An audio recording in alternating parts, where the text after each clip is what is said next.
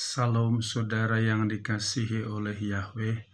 Kita bersyukur di minggu kelima bulan November ini kita masih diberikan kuat dan sehat. Kita mau dengarkan firman Yahweh, namun sebelum kita berdoa. Bapa dalam surga yang kami sembah dalam nama Yesus HaMasiah, hati kami penuh rasa syukur kepadamu atas pertolonganmu, penjagaanmu, pemeliharaanmu dalam hidup kami, sehingga kami ada sampai saat ini. Kami mau dengarkan firman-Mu, Roh Kudus surapi kami agar kami dikuatkan, diteguhkan lewat firman-Mu. Kami sambut firman-Mu dalam nama Yesus HaMasiah kami berdoa, haleluya, amin. Pada kesempatan ini saya akan bawakan firman yang terambil dari 1 Tawarikh pasal 29 ayat 10-13 yang berbunyi demikian. Lalu Daud memuji Yahweh di depan mata seluruh jemaat, dan Daud berkata, "Terpujilah Engkau ya Yahweh Elohim Israel, leluhur kami selamanya. Bagimu ya Yahweh kebesaran dan kekuasaan dan kemuliaan dan kemenangan serta keagungan, segala yang ada di langit dan di bumi kepunyaan-Mu. Ya Yahweh, kepunyaan-Mu lah kerajaan, dan Engkau yang meninggikan dirimu melebihi segalanya. Sebagai kepala dan kekayaan dan kehormatan berasal dari hadapan-Mu, dan Engkau berkuasa atas seluruhnya. Di dalam tangan-Mu lah kuasa dan keperkasaan, dan di dalam tangan-Mu lah yang menjadikan besar dan memberi kekuatan untuk segalanya. Dan sekarang, ya Elohim, kami bersyukur kepadamu dan memuji nama-Mu yang mulia." Saudara yang dikasihi oleh Yahweh, ketika Daud mengalami peperangan, dia mengalami kemenangan, dan ungkapan rasa syukurnya diungkapkan dalam puji-pujian kepada Yahweh yang memiliki segalanya, yang mengatur semuanya di surga dan di bumi. Hari ini saya berikan temanya kemahakuasaan Yahweh. Sekali lagi, kemahakuasaan Yahweh. Artinya kemahakuasaan, kemampuannya, kedahsyatannya untuk melakukan hal-hal yang luar biasa. Kita tahu Yahweh yang kita sembah itu bukan Yahweh yang tertidur atau terlelap, tapi Yahweh standby setiap saat, karena Dia adalah Alfa dan Omega. Dalam Wahyu pasal yang ke-1 ayat 8 yang berbunyi demikian, Yahweh berfirman, "Aku adalah Alfa dan Omega, permulaan dan penghabisan, yang ada dan yang telah ada dan yang akan datang, penguasa semesta." Di dunia ini ada negara, ada kerajaan dipimpin oleh Perdana Menteri atau Presiden atau Raja. Ada batas wilayahnya, ada batas kekuasaannya, dan ada batas masa jabatannya, karena terikat dengan aturan yang ada di dalam negaranya ataupun usia. Tetapi Yahweh yang kita sembah itu tidak dibatasi oleh ruang dan waktu, karena Dia adalah Esa dan Dia berkuasa selamanya, dulu, sekarang, sampai selamanya. Maka kita harus menyadari yang menciptakan kita itu adalah Yahweh dan punya kemahakuasaan yang luar biasa. Apa saja kemahakuasaan daripada Yahweh itu? Yang pertama-tama adalah Yahweh ciptakan alam semesta ini dari yang tidak ada menjadi ada hanya dengan berfirman. Itu dalam Kejadian pasal 1 ayat 1 sampai dengan 23. Bagaimana kita tahu alam semesta ini kosong, belum ada apa-apa? Maka hari pertama Yahweh berfirman, "Jadilah terang," jadi. Hari kedua Dia berfirman, "Jadilah cakrawala," jadi. Cakrawala itu langit. Hari ketiga, "Jadilah darat, laut, dan tumbuhan," maka jadi. Hari keempat, benda-benda penerang, yaitu matahari, bulan, dan bintang, Dia berfirman, jadi.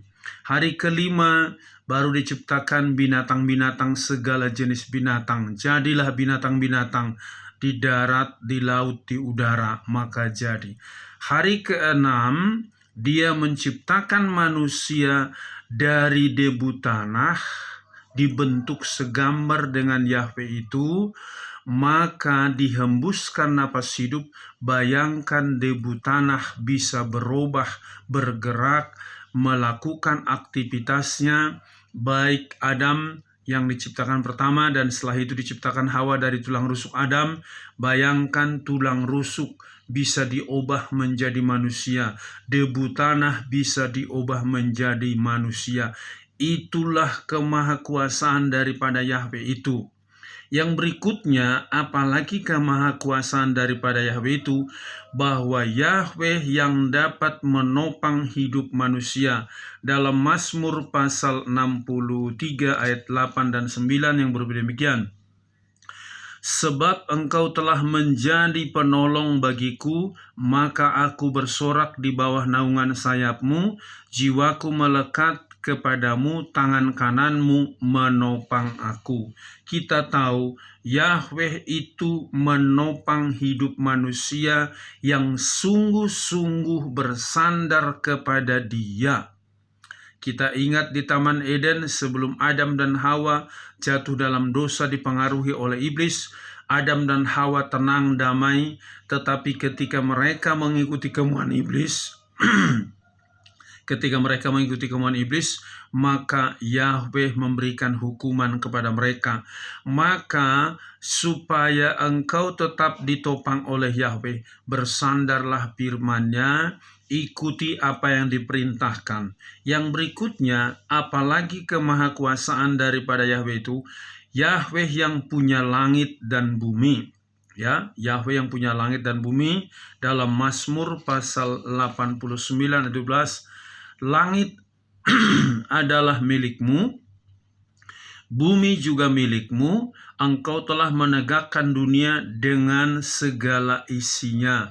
Tadi saya sudah katakan bahwa Yahweh menciptakan alam semesta ini dari yang tidak ada menjadi ada.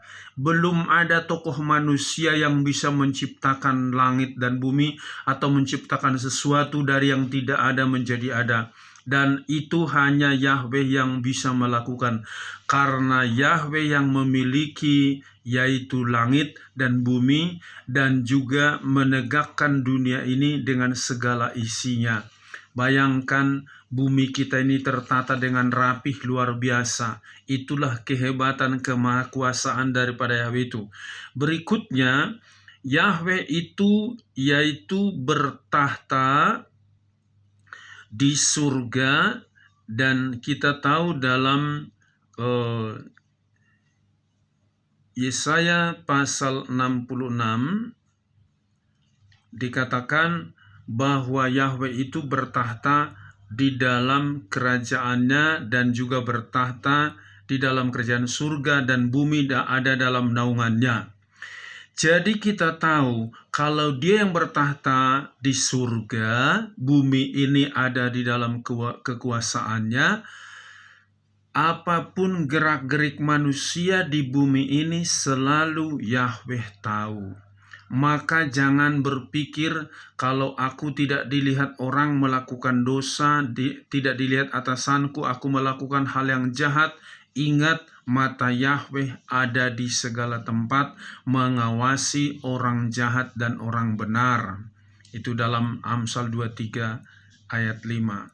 Dikatakan bahwa mata Yahweh ada di segala tempat.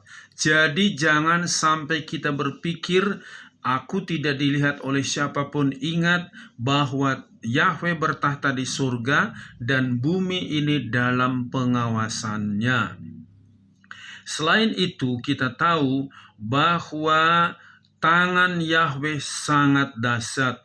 Di dalam Yesaya pasal yang ke-40 ayat yang ke-12, Yesaya pasal 40 ayat 12 yang berbunyi demikian. Siapakah yang telah menakar air dengan lekuk telapak tangannya dan mengukur langit dengan jengkal, dan menghitung debu tanah dengan ukuran, dan menimbang gunung-gunung dengan neraca, dan bukit-bukit dalam timbangannya. Oh, luar biasa. Saudara perhatikan, dikatakan, siapakah yang dapat menakar air laut sedemikian luas dengan telapak tangannya? Berarti air sedemikian luas besar bisa ditakar pakai tangannya. Tangan Yahweh lebih besar daripada laut. Itulah kemahakuasaan daripada Yahweh itu. Jadi jangan sampai kita, waduh gimana ini, hidup saya bisa apa enggak melewati masalah demi masalah. Engkau tidak bisa, tapi ada Bapa di surga, ada Yahweh yang bisa menopang hidupmu. Kalau air laut saja ditopang, bumi ini juga ditopang, hidupmu juga bisa ditopang. Ya. Dan Yahweh itu ada di segala tempat. Itu di dalam, masih dalam Yesaya pasal yang ke-40 ayat 13-15, bahwa Yahweh ada di segala tempat, mengatur semua yang ada di surga dan di bumi. Di dalam Yesaya 40 ayat 13 sampai dengan ayat 15 yang berbunyi demikian. Siapakah yang telah mengukur roh Yahweh atau seorang penasihatnya yang memberitahu dia kepada siapakah dia meminta nasihat dan yang membuat dia mengerti dan mengajarinya dalam segala keadilan dan mengajarinya pengetahuan dan memperkenalkan kepadanya jalan kearifan? Lihatlah, bangsa-bangsa seperti setetes air pada timba dan diperhitungkan seperti debu pada sebuah neraca. Lihat, dia mengangkat pulau-pulau seperti benda kecil. Wow, luar biasa. Itulah kemahakuasaan daripada Yahweh, bahwa dia ada di segala tempat dan mengatur semua yang ada di surga dan di bumi. Jadi kalau dia yang memegang segala yang di surga dan di bumi, maka jangan ragukan kuasanya, karena dia dahsyat.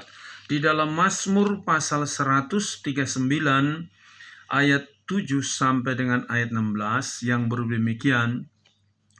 Kemanakah aku pergi menjauhi rohmu, atau kemanakah aku akan melarikan diri dari hadapanmu?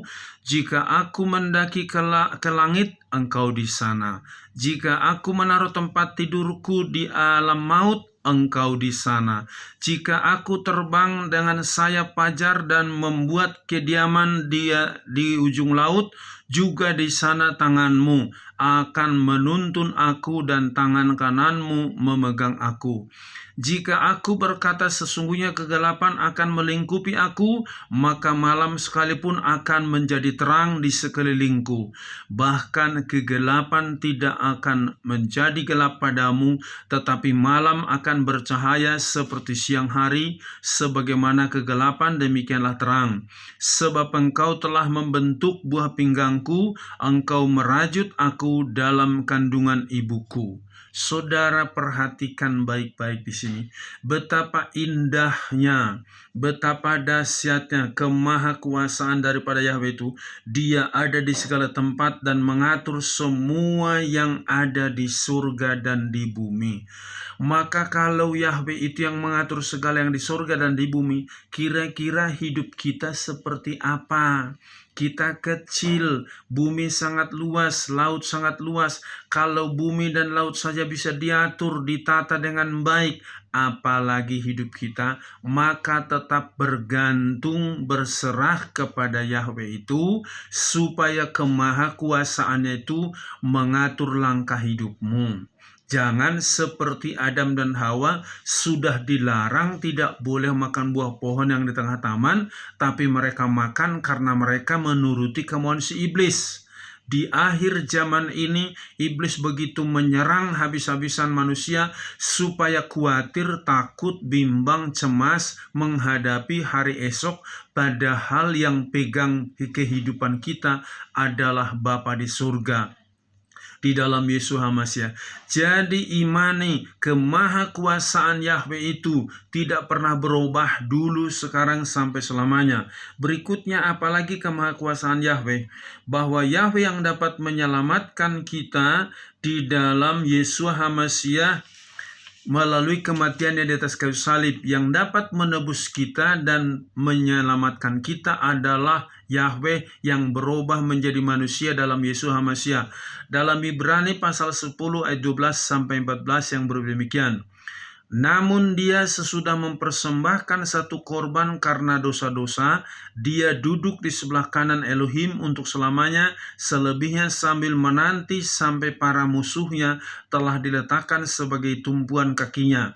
Sebab oleh satu persembahan, dia telah menyempurnakan mereka yang dikuduskan sampai selamanya. Kita tahu, darah lembu jantan, domba jantan tidak bisa menghapus dosa manusia. Maka Yeshua HaMasiah adalah Yahweh yang berubah jadi manusia. Dia menebus dosa manusia dengan mati di atas kayu salib untuk menggantikan hukuman manusia dan memberikan hidup yang baru kepada manusia serta menjamin hidup kekal bagi manusia. Itu kemahakuasaan daripada Yahweh itu. Dia berubah menjadi manusia. Lantas ada orang berkata, kalau dia adalah Yahweh, kenapa bisa mati di salib? Yang mati itu adalah tubuh manusianya, tetapi rohnya tidak mati. Makanya hari ketiga dia bangkit dari kematian, hidup lagi, dan setelah 40 hari di bumi dia naik ke surga, karena memang dia berasal dari surga.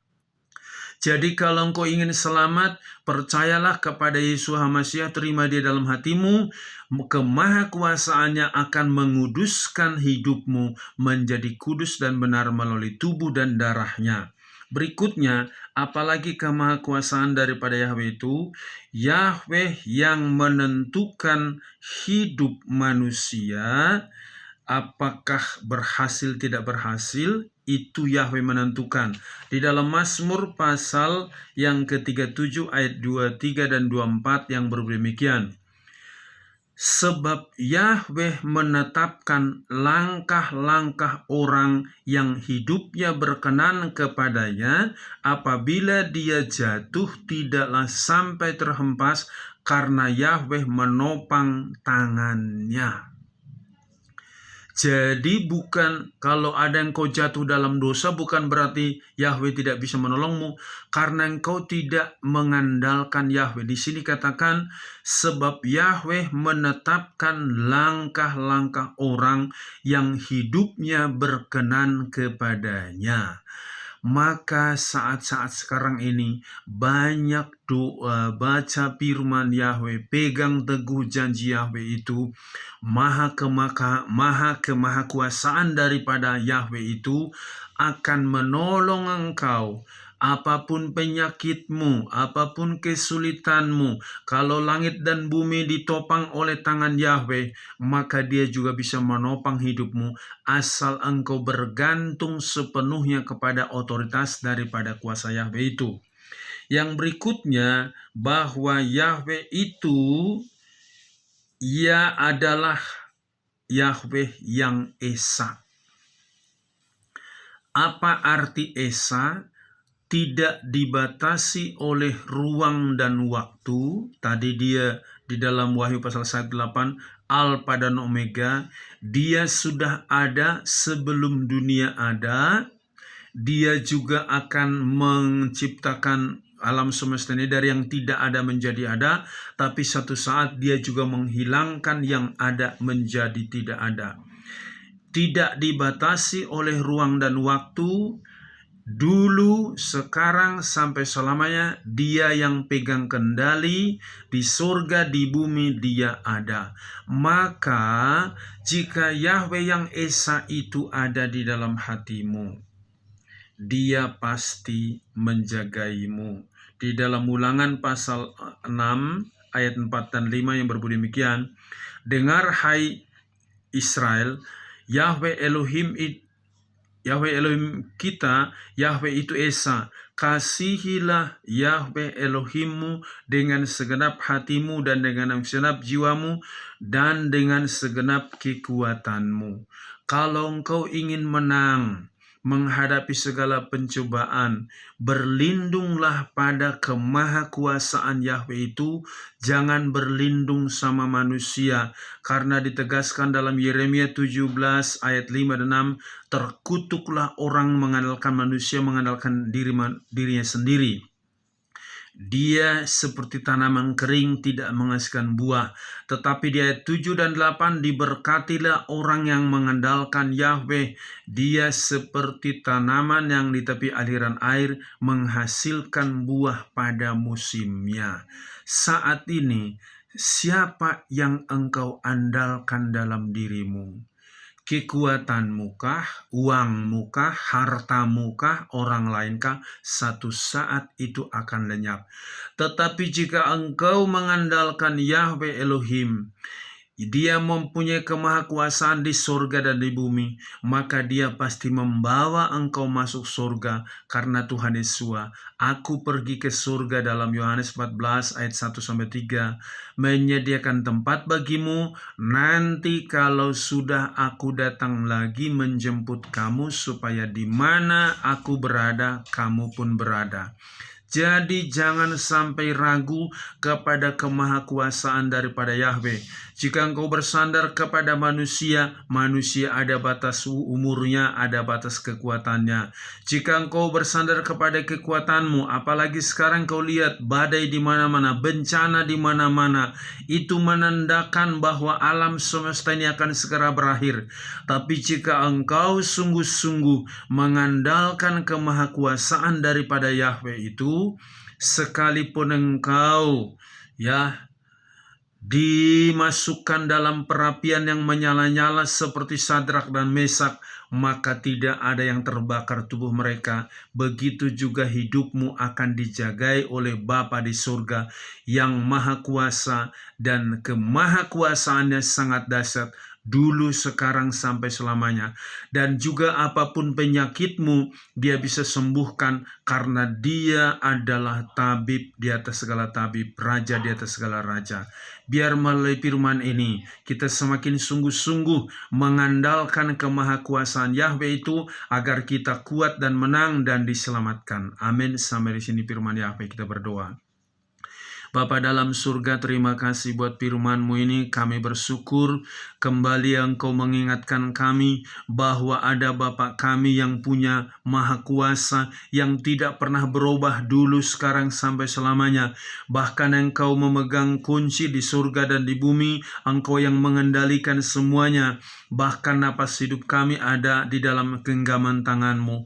Kami bersyukur Bapa, kami sangat bangga, dan Engkau sudah menebus kami juga melalui tubuh dan darah Yesus HaMasiah di atas kayu salib, dan memberikan jaminan keselamatan dan juga kesembuhan oleh bilur-bilur Yesus HaMasiah. Semua penyakit kami disembuhkan. Kami bersyukur, kami bangga punya Bapa yang sangat luar biasa. Kemahakuasaan-Mu tidak ada tandingannya.